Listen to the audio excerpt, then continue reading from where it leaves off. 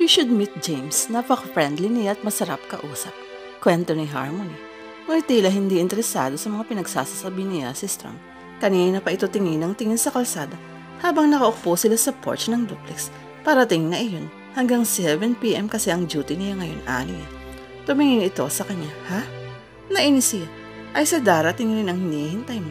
Magkakausap na uli kayo. Padarag siyang tumayo at pumaloob sa bahay. Sumunod si Storm. Harmony, what the hell is going on? Tanungin mo kaya ang sarili mo. Hindi kita maintindihan. Meron ba akong hindi nalalaman, Storm? Prangkang tanong niya sa lalaki.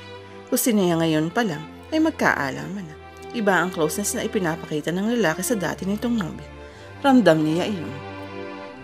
Napasuklay ang mga mahahabang daliri ni Storm sa buhok nito.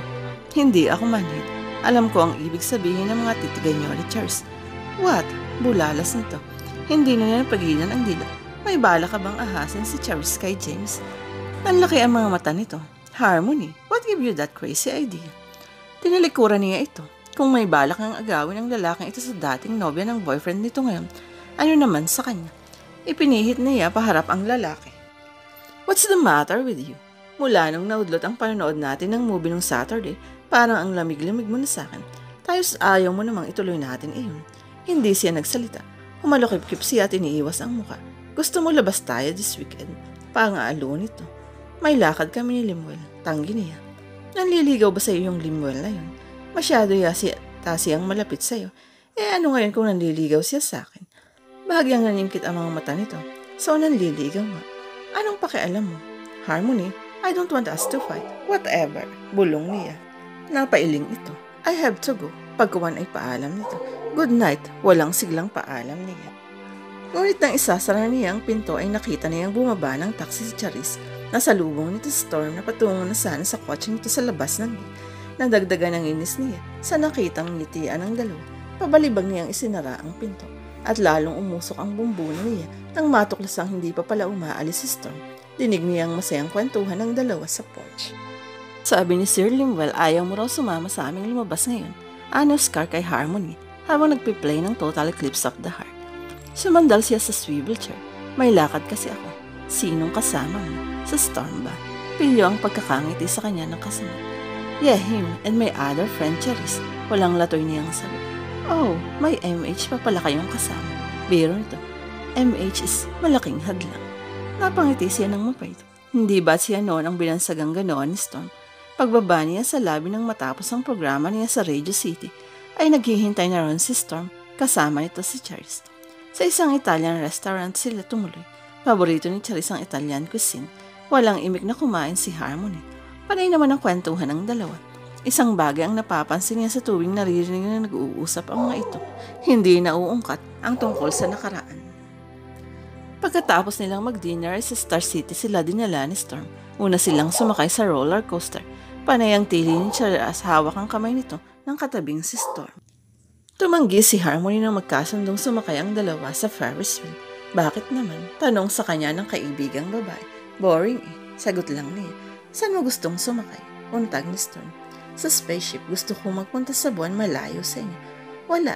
Hintayin ko na nga lang kayo sa kotse. Matabang na tugon niya. Are you okay, Harmony? Tinitigan siya ng alak. Inaantok lang ako. Akin na ang susi.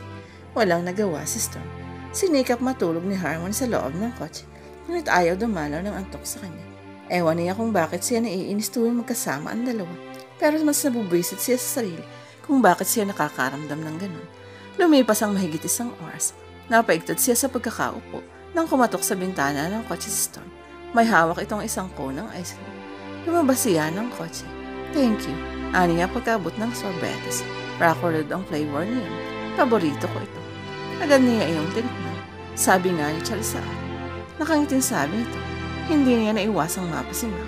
Suddenly parang gusto niyang itapon ng ice cream. Ayos ka lang ba dito? Pagkuwan ay tanong nito. Pilit niyang pinasigla ang boses. Oo naman. Parang walang lasa ang kinakain niya. Harmony, are we okay? Nag-iwas siya ng tingin. Ako okay lang. Ewan ko lang sa'yo. Harmony please. Ayokong nagagalit ka sa akin. Tumawa pa siya. Mapakla. Really now? Parang di ka naman sanay na galit ako sa'yo.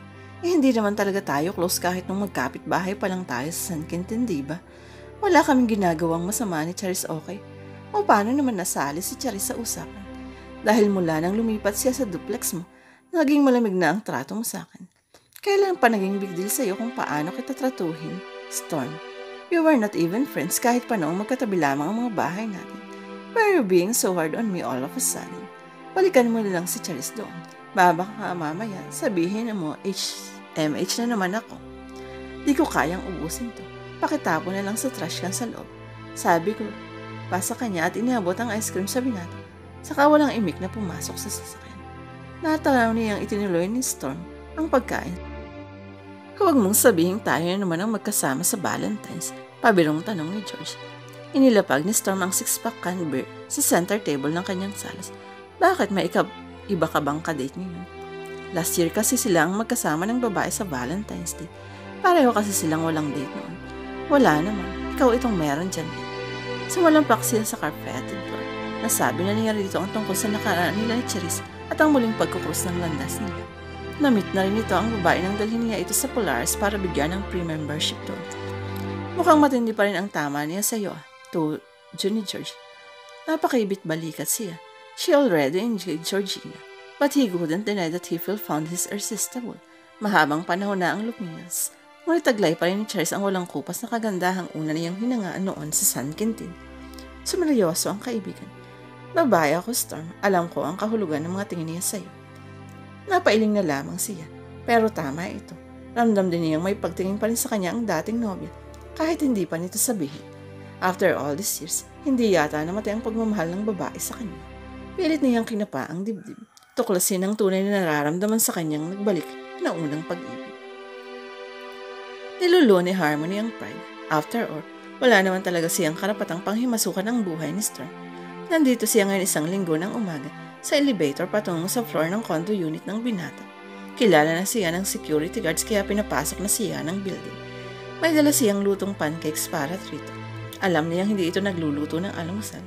She cited wearily kung bakit hindi kita magawang tiisin. Isang matangkad na mabagandang babae ang nagbukas sa kanya ng pinto. Yes, nakangiti nitong sabi. Nataranta siya. Good morning, looking for Storm?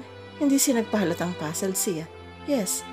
Harmony, nasurpresang bulalas ni Storm mula sa likuran ng babae. Malapad ang hindi nito. Come in. At mabilis siyang pumasok. Harmony, meet Georgina. Siya yung sinasabi ko sa iyo noon ahead ng security ng Polaris. Pagpapakilala ni Storm. Georgina, ulit niya sa pangalang nabanggit nito. Yeah, George, remember. I think nabanggit ko na siya sa iyo. Namilog ang mga mata niya. Ikaw si George. Hindi niya napigilang na itanong sa babae. Ang akala niya noon ay lalaki si George. Hindi pa kasi sila nagpapang-abot nito tuwing napupunta siya sa Polaris. Well, 3 times pa lang naman siyang nadala roon. Hindi naman kasi siya likas na athletic. Yung wall climbing at rappelling lang ang gusto niyang gawin doon. Natawa naman ito. Well, yes, I'm Georgina Carino. You must be Harmony Catherine Rojas, I guess, the famous DJ Sydney of Radio City. Inilahan nito ang kanang kamay. Tinanggap niya ang pakikipagkamay nito. Nakakaistorbo na yata ako sa inyo, nahihiyang sabi niya. Naku hindi, pauwi na ako. Nakangiting sagot ni George. Magkasama ang dalawang ito buong magdamag. Gusto niyang ihulog ang sarili sa building. Ano bang pakialam niya kung mag-uwi man ang babae ang binata? Nagatagaston, paalam ng babae sa binata. Okay, ikaw, kita na lang tayo bukas, tugon nito. By Harmony, baling sa kanya ni George. Bye, mahinang sagot niya. Just to set things straight. Pahabol pa ni George bago tuluyang lumabas ng buto. I slept her last night but not in Storm's bed. If you know what I mean, bumaling ito sa lalaki. I think she's far more beautiful than the other one, Storm. Sabi nito sa lalaki. Kumindat pa ito sa kanya bago tuluyang umalis. Hindi napalis ang ngiti sa mukha ni Storm. What brought you here? Excited na tanong nito sa kanya. Nakatingin sa bitbit niyang plastic bag. Dinalhan kita ng pancakes. Nagtuloy siya sa dining table. Well, thank you. Ang lakas ko talaga sa'yo. Inilabas niya mula sa supot ang food container. Babae pala si George. Ani. Yap, kumuha ito ng plato at tinidor saka naupo na sa mesa. Medyo matindi ang tama ng beer sa kanya kagabi. So I let her sleep her. Hindi na rin kasi ako makapag-drive para siya pa uwi. Medyo naparami din ang nainom namin. Habulin ka talaga ng mga ganda ha. Tumitig ito sa mukha niya. Bakit ikaw? Hindi mo naman ako hinahabol. Napatas ang isang kilay niya. Kain ka na nga lang dyan. Nangalumbaba ito sa mesa. Bati na tayo. Oo na. Good. Mabilis itong tumayo at hinalikan ang dulo ng ilong niya. I said kumain ka na. Babawiin ko yan, ikaw rin. Pa-request naman ang kanta sa programa mo. Pagkuhan ay umot niya. Sure, what song? Crazy for you. Ngiting-ngiting tugon nito. Napangiwi siya. Kala ko ba ayaw mo ng old song? Nahawa yata ako kay Rina. Tumatawang anito. Saka pakiplay na rin yung team song natin. Napaka-note na siya. Yung time after time. Hindi naalis ang ngisin ko. Alam mo, tapangan mo kaya yung timpla ng kape mo. Mukhang matindi yata ang hangover mo kagabi. Wala akong hangover. Sagot nito mahinang napapatawa. You're acting like a silly schoolboy, Storm. Maybe. Sinundan niya ito ng subo ng pancake. I'm just happy to came here today. You don't have any idea how much I love your pancakes. Palatak pa nito. Napangiti na rin siya. Somehow natutuwa siya kung may nagagawa siyang ikinasisihan ni Storm. She likes seeing him smile and grin and laugh. Parang gumagana ang buong mundo niya kapag nakikita niyang masaya si Storm Laurel. O kanino mo naman i-dedicate yung Crazy for You? Naisipan niyang itanong. Nagangatay na ito ng ulo. Okay lang sa'yo na on-air mo? Of course. Well, it's for you. Nakangiting sagot nito at ibinalik ang atensyon sa pagkain. Kumunot na naman ang noon niya. Kabisado niya ang ilang lyrics ng kantang iyon. Napaka-romantic at passionate ng message niyon at para iyon sa kanya. Storm, seriously, you really need stronger coffee. Naiiling niya sabi. Ginugulo ka pa ba ni Hans? Maya-maya ay ungkat nito habang hinuhugasan ang pinagkainan. Hindi na. Natakot yata sa'yo. Umisi ito saka ibinalik ang tingin sa ginagawa sa lababo. Dapat lang. Babalian ko talaga siya ng tadyang pag inulukapan niya. Pagkuha na ay seryoso ito nung lumingon sa kanya. Wala ka na ba talagang feelings para sa kanya? Hindi siya agad nakasagot. Makailang beses na rin niyang tinimbang ang damdamin para sa dating nobya. Inisip din niyang baka dinadaig lang ng galit niya ang pagmamahal niya para dito. Pero hindi. Tanggap na niya ang nangyari. Napatawad na rin niya ito sa nagawa sa kanya at wala na siyang natitira pang pagmamahal para rito. Nabuna na lang ng kusa iyon. Harmony. Naisipan niyang magbiro. Ano naman sa'yo kung love ko kasi? Kumilimlim yata ang mukha nito bago nagbawi ng tingin. Hindi na ito. Nangulit pa. Walang imik nito.